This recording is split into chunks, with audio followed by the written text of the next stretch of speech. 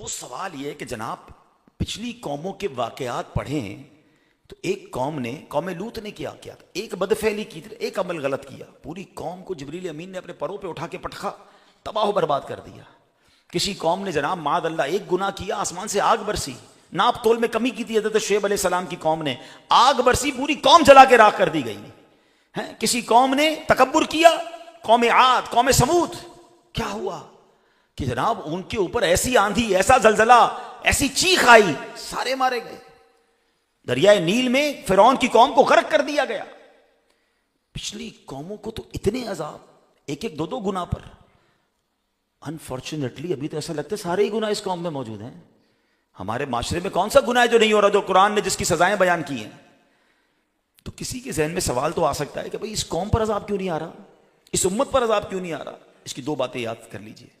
ایک تو ہم پر ہوئی ہے مہربانی کہ ہم کس کے امتی ہیں؟ نبی پاک علیہ السلام کے، رحمت للعالمین کے۔ قرآن کہتا ہے محبوب جب تک آپ ان کے درمیان ہیں اللہ انہیں عذاب نہیں دے گا۔ یہ ہم پر کرم نوازی ہوئی ہے کہ ان کی برکت سے ہم پر یہ آسمانی عذاب نازل نہیں ہو رہے۔ لیکن قرآن نے یہ بھی تو کہا ہے نا، ثم لتسألن یومئذ عن النعیم، ایک دن ضرور ان سے ایک ایک نعمت کے بارے میں سوال ہوگا۔ آج عذاب نہیں آ رہا نا، کل جواب دینا ہے۔ جو گناہوں میں پڑے ہوئے ہیں، جو بے حیائیاں، جو برے کام، جو نعمتوں کا غلط استعمال کر رہے ہیں، وہ ایسے نہیں نکلیں گے۔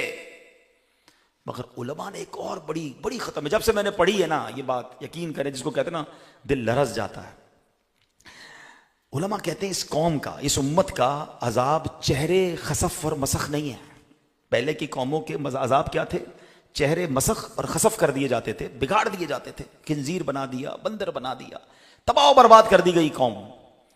اس امت کا عذاب دل خسف اور مسخ کیے جاتے ہیں۔ اس امت پر عذاب کیا ہے کہ ان کے دل بگاڑ دیے جاتے ہیں، دل بدل دیے جاتے ہیں، دل برباد کر دیے جاتے ہیں۔ Now what is the symptoms؟ پتا کیسے چلے کہ میرا دل صحیح ہے یا اللہ نہ کرے دل پر عذاب آ چکا ہے، دل بدل دیا گیا ہے، دل بگڑ گیا ہے، مسخ ہو گیا ہے؟ قبلہ مفتی احمد یار خان نعیمی رحمت اللہ تعالی عظیم مفسر قرآن ہے، تفسیر نعیمی میں لکھتے ہیں اس کی 3 نشانیاں ہیں۔ آپ ذرا غور سے میرے وہ بھائی جو یہاں موجود ہیں فیصل آباد میں اور جو مجھے لائیو سن رہے ہیں، سب لوگ چیک کر لیں کہ ان 3 میں سے کوئی ایک نشانی تو نہیں ہے میرے اندر۔ پہلی نشانی مفتی صاحب لکھتے ہیں جس کا دل بگاڑ دیا گیا، دل مسخ کر دیا گیا، وہ نشانی یہ ہے کہ اطاعت میں دل نہیں لگتا، عبادت میں دل کا نہ لگنا۔ اب ذرا سب غور کر لیں، کتنی بڑی تعداد ہے ہم میں سے ایسی کہ جب بھی نیکی کی بات کریں تو بوریت فیل ہوتی ہے، تلاوت کریں تو نیند آنے لگتی ہے، نماز پڑھیں تو بھاگنے کو جی چاہتا ہے، مسجد میں جانے کو دل نہیں کرتا، برائی کے اڈے پر۔ آج انہوں نے عرفان بھائی نے یہ درس قرآن کی اب نعت خوانی رکھی ہے، ماشاءاللہ اچھے مہمان آئے ہیں۔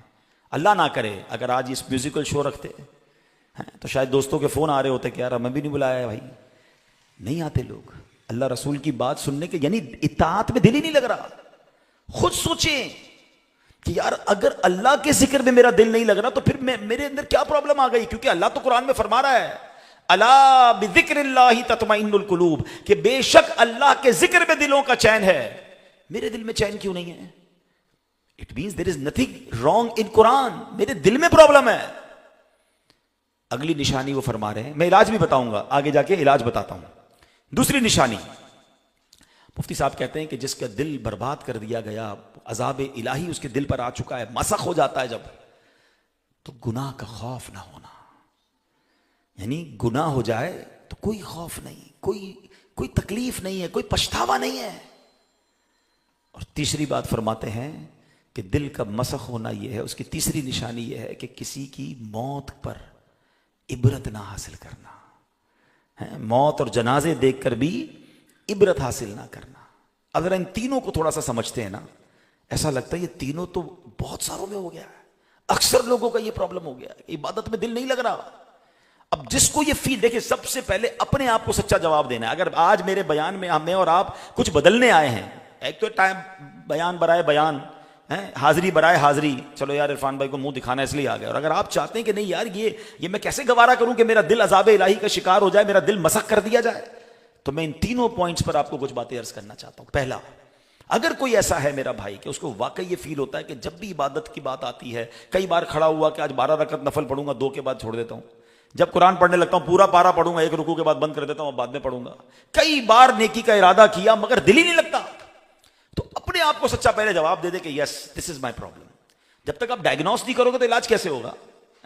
اگر یہ ہے نا تو میں آپ کو اس کو سولوشن بتا دیتا ہوں، اس کا انشاءاللہ حل بتاتا ہوں. اس کا حل یہ ہے، آپ میں سے کئی لوگوں کو بخار ہوا ہوگا، ٹھیک ہے؟ جب بھی بخار ہوتا ہے ہمارا منہ کڑوا ہو جاتا ہے، ہمیں کھانا بھی اچھا نہیں لگتا، اپنی پسندیدہ ڈش بھی اچھی نہیں لگتی، یہاں تک کہ طبیعت خراب ہو تو بچے بھی اچھے نہیں لگتے. بندہ کہتا ہے ان کو دور رکھو، ابھی مجھے بات نہیں کرنی، میں ریلیکس کرنا چاہتا ہوں. کیوں کہ طبیعت خراب ہے. مگر سچ بتائیں جب اس بیماری میں ہم ہوتے ہیں تو کیا کھانا پینا چھوڑ دیتے ہیں؟ ہم کہتے ہیں یار کھانا جاری رکھو، بلے اچھا نہیں لگ رہا. تھوڑے دنوں میں بیماری ختم ہوگی تو لذت واپس آ جائے گی، فیملی اچھی لگنے لگے گی، لائف انجوائے کریں گے. ابھی 5 7 8 دن رہے گا یہ پرابلم. بالکل ایسا ہی ہے. اگر کسی کے دل پر یہ زنگ لگ گیا ہے نا اور اس کو عبادت میں مزہ نہیں آ رہا، عبادت چھوڑ کے مت جانا، مسجد چھوڑ کے مت جانا، نیکی کی محفل چھوڑ کے مت جانا. آپ مشکل سے بیٹھیں کیونکہ ابھی اندر زنگ ہے. ایک وقت آئے گا کہ جب آپ یہ کنٹینیو کریں گے تو وہ زنگ دور ہوگا، ہر سجدہ لذت دینا شروع کر دے گا، ہر دعا میں آنسو بہیں گے، ہر محفل میں لطف آئے گا، ذکر الہی آپ کی روح کی غذا بن جائے گی. مگر کب؟ جب یہ بیماری ہٹے گی. دعا کریں اے اللہ دل صاف کر دے. اور تکلفاً مشکل، جیسے دوائی کیسے ہوتی ہے، دوائی شوق سے تھوڑی کو پی رہا ہوتا ہے، تکلیف سے پیتا ہے. انجیکشن تکلیف سے لگاتا ہے، لیکن کیوں لگاتا ہے؟ پتہ ہے یہ تکلیف تھوڑے دنوں کی ہے، یہ علاج ہو گیا تو پھر یہ تکلیف ختم، لائف اچھی ہو جائے گی. بالکل ایسے ہی ابھی آپ کو اللہ رسول کا ذکر اگر کسی کو انجیکشن جیسا درد دے رہا ہے نا اور کسی کو کڑوی دوائی لگ رہی ہے تو چھوڑ کے مت جانا، اس کو کنٹینیو کرنا ہے. کیونکہ میں یہ گندا دل لے کر مرنا نہیں چاہتا کہ جو دل ہی مسخ کر دیا گیا ہو، جس کے دل پر جناب اطاعت والی بات ہی اثر نہ کرتی ہو. ایسا کیسا دل ہے میرا؟ دوسری بات فرمایا گناہ کا خوف نہ ہونا. یہ اتنا عام ہو گیا ہے. یعنی ایک تو دیکھیں ہم سے پہلے سنتے تھے لوگ بڑے افسردہ ہو جاتے تھے، یار آج نماز قضا ہو گئی، آج یار یہ غلطی ہو گئی، افسوس ہو گیا. یعنی گناہ ہے تو افسوس ہے نا، خوف ہے. مگر آج اگر میں یہ کہوں تو غلط نہیں ہوگا، کروڑوں گھر ایسے ہیں کہ صبح ہوتی ہے اس گھر میں الارم بجتا ہے، کئی الارم بجتے ہیں، کسی کے اسکول کے لیے بجتا ہے، کسی کے آفس کے لیے بجتا ہے، مگر اس پورے گھر میں کسی کا بھی فجر کا الارم نہیں بجتا. پورا گھر ایسا ہے جس میں ایک بندہ بھی فجر نہیں پڑتا ہے. یہ کیسا مسلمان کا گھر ہے کہ صبح ہوتے ہی اللہ کو ناراض کر بیٹھے. The start of the day, کہتے نا دن کا اچھا آغاز کرو. یہ کیسا دن کا آغاز ہے کہ پورے گھر کی نماز قضا ہو گئی، اچھا ہو گئی، بڑا کبیرہ گناہ ہو گیا. ہاں میں آپ کو بتاؤں نماز قضا کرنا کتنا بڑا گناہ ہے. آپ کو کوئی کہے یہ شرابی ہے، اوہ شراب پیتا ہے، کوئی کہے جواری ہے، او لو جوا کھیلتا ہے، یہ ڈکیت ہے، اوہ ڈکیتی کرتا ہے. ان سب سے بڑا گناہ نماز قضا کرنا ہے. اچھا ہمارا پتہ ہے کیا فارمولا کیا؟ ہمیں جو گناہ اچھا نہیں لگتا ہمیں اس کو بڑا گناہ بنا دیا ہے. ہمیں کوئی کہے نا یار شرابی بچے سے شادی کرنی ہے، نہیں شرابی سے کون شادی کرے گا، جواری سے نہیں نماز نہیں پڑھتا، کوئی بات نہیں. نماز تو سب سے بڑا فرض ہے، اور مرنے کے بعد سب سے پہلا سوال ہی نماز پر ہونا ہے.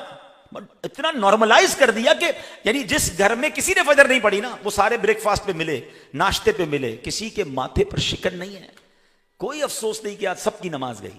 افسوس کیوں ہوگا؟ ظہر بھی نہیں پڑھنی ہے، ظہر کا پلان بھی یہی ہے کہ جانی ہے وہ. Who cares؟ اتنا گناہ کو آسان کر دیا گیا، اتنا گناہ کی بے خوفی ہو گئی. یاد رکھیے احساس گناہ یہ نعمت ہے. جو بندہ گناہگار بھی ہے نا، اور اگر اس کو یاد ہے کہ میں گناہگار ہوں، میں خطا کار ہوں، میں مسٹیک کر رہا ہوں، یا اللہ معاف کر دے، وہ انشاءاللہ اس کی توبہ ہو جائے گی، کیونکہ اس کا احساس گناہ اسے لے آئے گا اللہ کے پاس. مگر جس کو احساس گناہ ہی نہیں ہے، جو سوچتا ہے میں نے کیا ہی کچھ نہیں، نماز ہی تو نہیں پڑھی، معاذ اللہ. اب ایسے کتنے گناہ ہیں. اب شادی کو دیکھ لیجیے، آج بھی ایک شادی کی محفل میں ہماری کتنی شادیاں ہوتی ہیں. یعنی آپ غور کریں، مجھے بتائیں یہ شادی کی نعمت عطا کرنے والا کون ہے؟ بلکہ ہر نعمت اللہ عطا کرنے والا ہے نا. اتنی بڑی خوشی اللہ نے مجھے دی، ہمارے گھر میں خوشی دی. اور سچ بتائیں آج شادیوں میں اللہ کو ناراض کرنے میں کون سی کسر چھوڑی جاتی؟ ارے ہر وہ گناہ ہو رہا ہے.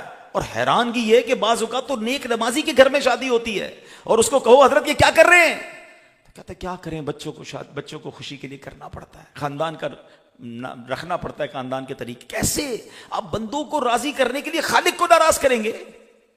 یعنی پہلے تو ہم سنتے تھے بھائی شادی میں 2-3 فنکشن ہو گئے، چلو بھائی شادی، مہندی ہو گئی، شادی ہو گئی، ولیمہ ہو گیا، ہم سمجھاتے مہندی مت کرو بھائی، نعت خوانی کر لو. مگر اب تو 1 مہینہ شادی چل رہی ہے. فارم ہاؤس نائٹ، تو گیمنگ نائٹ، تو ہولی نائٹ، تو کلر. اللہ اکبر، کیا ہو گیا ہے؟ آپ کے پاس پیسے ہیں تو اس کا مطلب یہ کہ آپ سارے پیسے حرام میں ڈالیں گے. اس کا بہترین استعمال میں آپ کو بتاتا ہوں. ہمارے بہت اچھے دوست تھے، اللہ نے ان کو بہت نوازا، بلکہ میرے رشتہ دار ہیں، بہت بڑی پارٹی ہے وہ بھی. ان کے بچوں کی شادی ہوئی، میں گیا، انہوں نے ایک ہی پروگرام کیا، کھانا وانا کھلایا. تو میں نے کہا ماشاءاللہ آپ نے ایک ہی پروگرام کیا. بڑا اچھا جواب دیا. کہا عبدالحبیب بھائی میں کروڑوں روپے خرچ کر سکتا ہوں اپنے بچوں کی شادی پر، مگر میرا ایک فارمولہ ہے، جب بھی اپنے بچوں کی شادی کرتا ہوں ایک ہی فنکشن کرتا ہوں، کھانا وانا کھلا دیتا ہوں. کوئی فنکشن سے مراد کھانا کھلا دیا، اور جتنے پیسے بچتے ہیں نا اس سے میں غریب بچوں کی شادیاں کروا دیتا ہوں. وہ جتنے بچے بچیاں ہیں میرے اس بچے کے لیے دعا کرتے ہیں، اللہ ان کی لائف اچھی کر دیتا ہے. دس از دا وے. خرچ کریں نا اچھے کاموں میں. کتنے غریب ہیں جو بیچارے، ہماری بہنیں جو رشتوں کے انتظار میں بیٹھی، ان کے پاس پیسے ہی نہیں ہیں. ہم کرو 1 کروڑ روپے گلوکار کو دے دیں گے، 1-1.5 کروڑ روپے کے فنکشن ایک رات کے لیے ہو رہے ہیں، اور پتہ نہیں کیا کیا لٹا رہے ہیں. کیا جواب دیں؟ اچھا پھر خوف بھی نہیں ہے. ابھی دیکھیے ہم نے کیا سنا کہ دل مسخ ہونے کی وجہ یہ بتائی کہ دل گناہ کرنے کے بعد خوف بھی نہ ہو. ارے خوف تو چھوڑے، لوگ تو انجوائے کر رہے ہیں، بلکہ شیئر کر رہے ہیں. ہم جب چھوٹے تھے نا، یہ بزرگ میری بات یاد کر لیں گے، ہم جب چھوٹے تھے نا تو ایک آواز آتی تھی کبھی کبھی نا کہ یار فلاں شادی میں لوگوں نے ناچنے والیاں بلائی ہیں. ہم کہتے تھے باپ رے باپ، اتنے برے لوگ، کہ یہ غلط کام کیا انہوں نے. یعنی اس زمانے میں یہ سن کر لرزہ طاری ہو جاتا تھا. اور اب سنا ہے کہ جناب خاندان کی لڑکیاں، خاندان کے لڑکے مل کر پہلے تو کئی دنوں تک ڈانس کی پریکٹس کرتے ہیں، اور پھر شادی میں ناچا جاتا ہے. اس میں سارا بھائی بھی بیٹھا ہے، والد بھی بیٹھا ہے، گھر والے بھی بیٹھے ہیں. یعنی آپ بے حیائی کا کام دیکھیں. اچھا پھر یہ تو حرام ہو گیا بھائی، ابھی بھی آپ نے گناہ کیا، آپ نے کیا، آپ کے خاندان کو پتا ہے نا. نہیں ابھی بھی اور بڑھانا ہے. اب اس کی ویڈیو بنائی اور اس کو ڈالا سوشل میڈیا پہ کہ دیکھو ہماری ماں بہنیں، ہمارے گھر والے مل کے کیسا ناچتے ہیں، دنیا دیکھے ہمیں. یعنی پہلے خود گناہ کیا وہ گناہ، اب دنیا کو دکھا رہے ہیں گناہ. اور اس پہ چیک کرتے کہ کس کا ڈانس وائرل ہوا، کس کی جناب ہمارے گھر کی جو خواتین ہیں اس کو کس نے زیادہ دیکھا. ولا حول ولا قوت الا باللہ.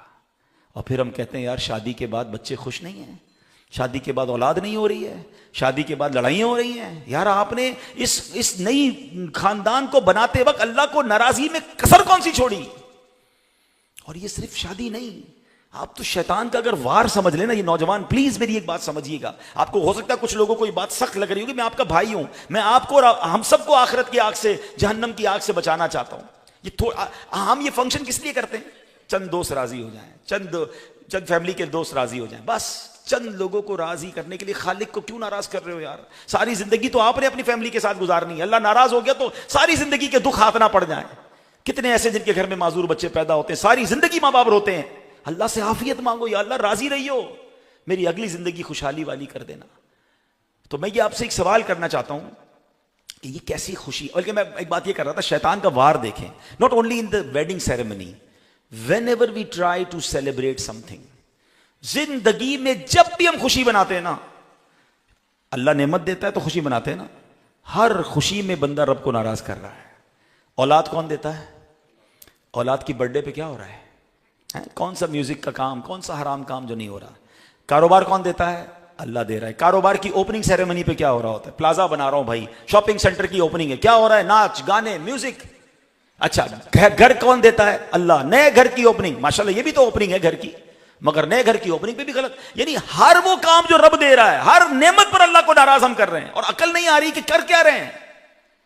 میں صرف ایک سوال کرنا چاہتا ہوں آپ سب سے، وہ کیسی خوشی ہے کہ میں راضی، میرے گھر والے راضی، اور خوشی دینے والا مولا ناراض.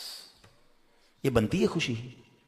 خوشی یہ ہے کہ میں بھی راضی، میرے گھر والے بھی راضی، اور خوشی دینے والا میرا مالک بھی راضی. اور اس نے وعدہ کیا ہے لَإِن شَكَرْتُمْ لَأَزِيدَنَّكُمْ، تم میرا شکر ادا کرو میں تمہیں اور عطا کروں گا. آپ اگر چاہتے میری نعمتیں ملٹیپلائی ہو، میرا کاروبار آگے بڑھے، میری شادی خوشحالی والی شادی ہو جائے، میرا خاندان خوش باش رہے، تو شکر ادا کریں، نافرمانی نہ کریں، صدقہ خیرات دیں، اور غریبوں کی مدد کر دو. پھر دیکھیں ان کی دعائیں شامل ہوں گی، آپ کی خوشیاں ڈبل ملٹیپلائی ہوتی چلی جائیں گی.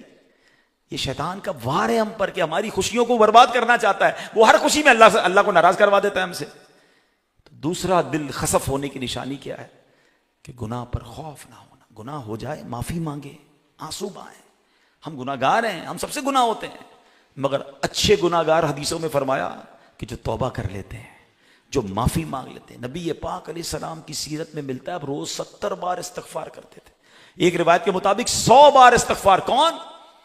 جن کے صدقے میں نے اور آپ نے بخشوایا جانا ہے انشاءاللہ. ہمارے آقا کی شفاعت سے ہم تو جائیں گے جنت میں. وہ 100 بار استغفار کریں, اور میری زبان پر ایک بار دن میں معافی نہیں آتی, کیونکہ خیال ہی نہیں ہے نا میں گناہگار ہوں. پہلے یہ تو لائیں اندر کے میں کتنا برا ہوں. تو وہ دل اچھا نہیں جس میں گناہ کا خوف نہ ہو, اور یہ گناہ پروموٹ نہ کرے. پلیز, میرے اپنے گناہ پہلے ہی بہت ہیں, میں کیوں لوگوں کو گناہ اپنے بتاؤں, میں کیوں اس گناہ کو لوگوں کو بھی اس گناہ پہ لگا دوں یار. اپنی تو معافی مانگ لوں پہلے. سوشل میڈیا پر اب تو نیا ایک فینومینا بن گیا ہے. لوگ کہتے ہیں بنا مشہور آدمی وہ ہے, کامیاب وہ ہے, اس کے اتنے فالوور ہیں. چھوٹے چھوٹے بچے یوٹیوبر بن گئے, چھوٹے چھوٹے گھر میں جناب اب ٹک ٹاک اور پتہ نہیں کیا کیا سافٹ ویئر آ گیا. بھائی میرے اتنے فالوور, اتنے میرے ویو. بھائی یہ دیکھو کہ آپ کے ویوز حرام چیز کے ذریعے یا حلال کے ذریعے ہیں. میں تو الحمدللہ ملتا رہتا ہوں, بعض اوقات ناراض بھی ہو جاتے ہیں مجھ سے سوشل میڈیا انفلوئنسر. میں پھر لائیو کہہ رہا ہوں آپ کو, اگر آپ کے ملینز کروڑوں ویوز ہیں, یہ دیکھ لو یہ کروڑوں ویوز حرام کے ہیں یا حلال کے ہیں. اگر تمہارے ناچ گانے, تمہاری بے حیائی, تمہارے جھوٹ پر تمہیں ویوز مل رہے ہیں, دنیا سے چلے جاؤ گے, یہ ویڈیو چلتی رہے گی, کہیں قیامت تک مارنا پڑتی رہے.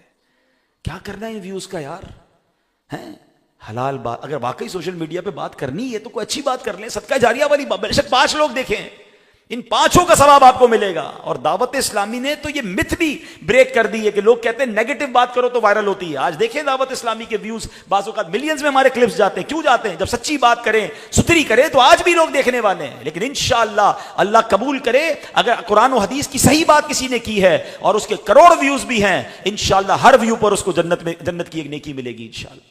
وہ دنیا سے چلا بھی گیا تو لوگ دیکھتے رہیں گے, اسے ثواب ملتا رہے گا. ایسا کام کرو نا بھائی. لیکن دماغ نہیں بھائی, شیئر کریں گے, لائک کریں گے, آگے بڑھائیں گے, غلط کام کر کے آگے بڑھائیں گے. گناہ کا خوف دل میں بٹھائیں, ہم نے مرنا ہے. اور جو تیسری بات دل خسف ہونے والی, وہ کیا ہے کہ موت سے عبرت نہ پکڑنا. آس پاس سے جنازے اٹھ رہے ہیں, آس پاس سے. ویسے اگر ایک ہاتھ اٹھائیے, اس پورے مہینے میں آپ میں سے کس کو کسی نہ کسی جنازے کی خبر ملی ہو؟ ایک مہینے کے اندر, صرف اس ایک مہینے میں آپ میں سے کس کو جنازے کی خبر ملی ہے؟ ذرا پیچھے دیکھیں, تقریباً سب کے ہاتھ اٹھے ہیں. کوئی ایسا نہیں ہے جس کو خبر نہ ملی ہو جنازے کی. میں ابھی تھوڑی دیر پہلے ایک جگہ سے فاتحہ پڑھ کے آیا ہوں, ہل گیا, میں خود ہل گیا. اللہ نے بہت نوازا ہے ان کو, اربوں کروڑوں اربوں پتی لوگ ہیں.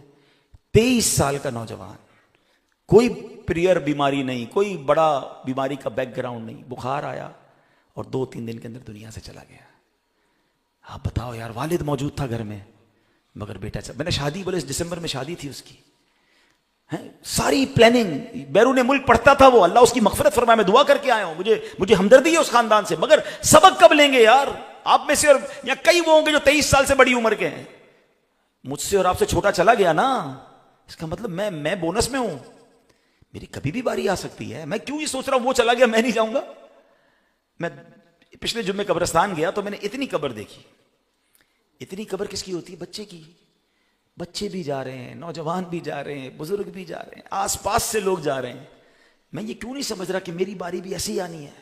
اچھا, ایک شعر بچپن سے سن رہے تھے, آگاہ اپنی موت سے کوئی بشر نہیں, سامان 100 برس کا ہے, پل کی خبر نہیں. لیکن یہ جو پل کی خبر نہیں ہے نا, یہ اب تو وٹنس ہونا شروع ہو گئی.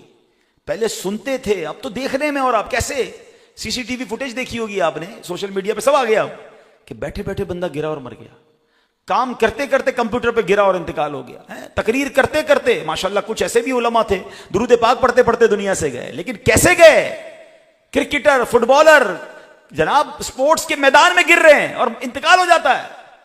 یار سپورٹس مین تو فٹ ہوتا ہے, کولیسٹرول بھی نہیں ہوتا, وہ تو بڑا دوڑتا بھاگتا محنت ورزشی. یہ کیا ہوا؟ یہ کیسے چلا گیا؟ یہی بات ہمیں سیکھنی. یعنی اب تو آنکھوں سے دیکھ رہے ہیں, پل کی خبر نہیں. 1 سیکنڈ پہلے اس بندے کو نہیں پتا کہ اگلے سیکنڈ میں دنیا سے جا رہا ہوں. اتنا باریک فرق ہے زندگی اور موت میں. پھر ہم کس بات کا انتظار کر رہے ہیں؟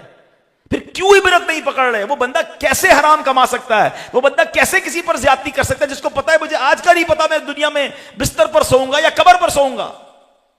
خدا را عقل مند وہ ہے, وہ ایسے جیے کہ میں آج بھی مر سکتا ہوں. آپ کو کوئی کہے جناب آپ کو کبھی بھی فون آئے گا, ایئرپورٹ پہنچنا ہے, آپ کی فلائٹ کبھی بھی ہو سکتی ہے, ارجنٹ, عقل مند آدمی کیا کرے گا؟ پاسپورٹ جیب میں رکھے گا اور بیگ گاڑی میں رکھے گا، اپنے ساتھ رکھے گا. یار کبھی بھی فون آئے گا تو گھر کہاں جاؤں گا بیگ لینے، پاسپورٹ لینے؟ ایسے ہی نا. وہاں سے تو فون آئے گا کہ فلائٹ کب ہے، یہاں سے تو فون بھی نہیں آنا. تو عقل مند کون ہے کہ پاسپورٹ جیب میں رکھے؟ ہاں، قبر کا پاسپورٹ، ایمان کا پاسپورٹ، اللہ کی رضا والا پاسپورٹ جیب میں رکھے کہ اگر آج بلاوا آ گیا تو کلمہ پڑھتے پڑھتے چلا جاؤں گا. انشاءاللہ قبر میں جاؤں گا تو میرے اللہ بھی راضی، میرا رب بھی راضی ہوگا، میرے حبیب علیہ السلام بھی راضی ہوں گے. ایسی زندگی گزارے نا. مگر ہے ہی نہیں احساس. 5 سال بعد کیا کرنا ہے، 10 سال بعد کیا کرنا ہے. یار ابھی یہ فیکٹری لگائی ہے نا تو بس 15 سال اتنے ہو جائیں گے، پھر ایک اور لگا لیں گے. گھر بناتے وقت بلڈر کو بلا کے کہتے ہیں یار ایسی بنیاد ڈالو 70-80 سال تو یہ گھر مضبوط رہے. یار قبر کی بنیاد ڈالی کہ نہیں، پتہ نہیں اس گھر میں کتنے سال رہو گے، وہاں تو جانا ہی جانا ہے. تو چند باتیں میں نے آپ کو عرض کر دی ہیں. اللہ کرے کہ کچھ لوگ بھی میرے میسج لے جائیں گے تو میرے لیے شاید یہ میری بھی مغفرت. اللہ مجھے بھی توبہ کی توفیق عطا. باتیں بڑی بڑی ہم کرتے ہیں، اللہ کرے دل سے یہ باتیں ہم سمجھیں. اور یہ باتیں جو ہے نا دل خسف والی ڈراتی ہیں کہ کہیں دل پر عذاب تو نہیں آ گیا. نہ شرمندگی ہو رہی ہے، نہ گناہ کا خوف ہے، نہ کوئی مرتے وقت عبرت ہے. یار بس ابھی جنازہ پڑھ کے آ رہا ہوں، فنکشن میں آ رہا ہوں، جنازہ پڑھ کے فنکشن کی ٹائم دے رہا ہے. یعنی اس کو احساس نہیں ہے کہ یار کوئی چلا گیا تم بھی جانے والے ہو. تو عبرت لیں، توبہ کریں. ابھی تو بڑا کمال کا مہینہ آنے والا ہے، اللہ کو راضی کرنے والا. یقین کریں رمضان مل گیا نا، ہم تو دعا پہلے یہ کریں یا اللہ خیر سے رمضان سے ملا دینا. ہماری لاٹری لگ جانی ہے انشاءاللہ.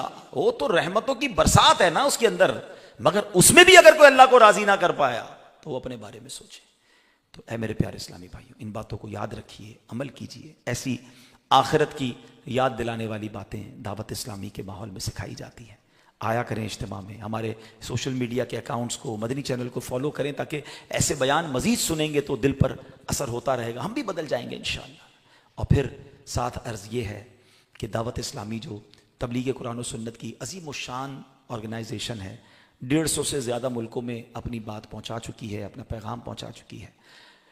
ہمارے 19,000 سے زیادہ مدرسے ہیں، جامعات ہیں، جہاں تقریباً 5 لاکھ کے قریب بچے اور بچیاں بغیر فیس کے قرآن پاک پڑھ رہے ہیں، درس نظامی کر رہے ہیں. تقریباً 7.25 لاکھ کے قریب بچوں نے یا تو ناظرہ پڑھ لیا ہے، یا حفظ قرآن کر لیا ہے، یا درس نظامی کر لیا ہے. اس امت کو ہزاروں لاکھوں علماء اور حافظ دعوت اسلامی دے رہی ہے. 7,000 کے قریب مساجد دعوت اسلامی دنیا بھر میں بنا چکی ہے. اور اتنے بڑے دینی نیٹ ورک کے ساتھ، جبھی میں سوشل میڈیا کی بات کر رہا تھا، سوشل میڈیا پہ 7 کروڑ سے زیادہ فالوورز ہیں اللہ کی رحمت سے. مدنی چینل کے ذریعے 3 زبانوں میں دین متین کی خدمت ہو رہی ہے. اور پھر اتنے سارے کاموں کے بعد ویلفیئر کے کام جس پیارے انداز میں ہو رہے ہیں. 2 دن پہلے میں لاہور میں تھا تو لاہور میں 2 کلینکس کا افتتاح ایک ہی دن میں ہوا. آج آپ کے شہر فیصل آباد میں ایک ایسے اسکول کا افتتاح میں نے کیا، دارالمدینہ کا، جہاں یتیم بچوں کی فری آف چارج انشاءاللہ تعلیم بھی ہوگی، ان کی اکموڈیشن بھی ہوگی، ان کو بورڈنگ بھی دی جائے گی. تو ماشاءاللہ فلاحی کام بھی دنیا بھر میں ہو رہے ہیں. تو اتنا بڑا کام جو تحریک کر رہی ہو، ہمیں اس کا ضرور ساتھ دینا چاہیے. اور اربوں روپے کے دعوت اسلامی کے اخراجات ہیں. آپ اگر تھوڑا سا بھی جس کو کہیں کہ لاجیکلی باتوں کو سمجھنے والے ہیں، تو جس کے 20,000 مدرسے ہوں، میں بچوں کی بات نہیں کر رہا، 20,000 مدرسے ہوں اور 5 لاکھ کے قریب، 5.5 لاکھ کے قریب اسٹوڈنٹس ہوں، تو اس کے نیٹ ورک کے اخراجات کتنے ہوں گے. میں ابھی آج ہی بات کر رہا تھا، صرف فیصل آباد ڈویژن میں دعوت اسلامی کا جو کام ہے، ماہانہ 11 کروڑ روپے کے اخراجات ہیں، مہینے کے 11 کروڑ. تو آپ اندازہ کریں کہ پورے پاکستان کے کتنے ہوں گے. تو میری گزارش ہے کہ اپنے ڈونیشن میں، اپنی زکوٰۃ میں اپنی دعوت اسلامی کو ضرور ساتھ دیں. اللہ کریم آپ سب کو خوب برکت عطا فرمائے. آخر میں ایک بار پھر شیخ عرفان بھائی اور جناب نوید صاحب، ان دونوں کو مبارکباد بھی پیش کروں گا، اور دونوں فیملیوں کے لیے دعا ہے کہ اللہ اس شادی کو خانہ آبادی فرمائے. جن بچے بچیوں کی شادیاں ہونی ہیں، اللہ سب کو اچھے اور نیک رشتے عطا فرمائے. یہ میرے نوجوان جو ہے ایک آج نیت کر جائیں کہ میں نے انشاءاللہ اب جو ہے ایسی خوشی منانی ہے. آپ خود اسٹینڈ لے لیں کہ میں نے اپنی شادی ایسے کرنی ہے کہ میں نے اللہ کو ناراض نہیں کرنا. ہاں بس آپ یہ پلان کر لیں کہ جب بھی خوشی مناؤں گا میں رب کو ناراض نہیں کروں گا. جس دن یہ فارمولہ آپ نے سیکھ لیا، آپ دیکھیں آپ کی خوشیاں ملٹی پلائی ہونا شروع. اسلام کھانے پینے کو تھوڑی منع کرتا ہے. آپ دعوت کریں، اچھے کپڑے پہنیں، خوشیاں منائیں، باؤنڈری میں رہ کر اسلام کی بالکل انجوائے کریں، لائف انجوائے کریں. ایسا تھوڑی ہے کہ جو گناہ نہیں کرتے ان کی لائف مزیدار نہیں ہوتی. لائف وہی مزیدار ہے جس میں رب راضی ہے، کیونکہ اللہ راضی ہوتا تو اور خوشیاں ڈال دیتا ہے اور برکتیں ہو جاتی ہیں. اللہ کرے دل میں اتر جائے میری بات. آمین بجاہ النبی الامین صلی اللہ علیہ وسلم. صلاۃ و سلام ہوگا اور پھر دعا کریں.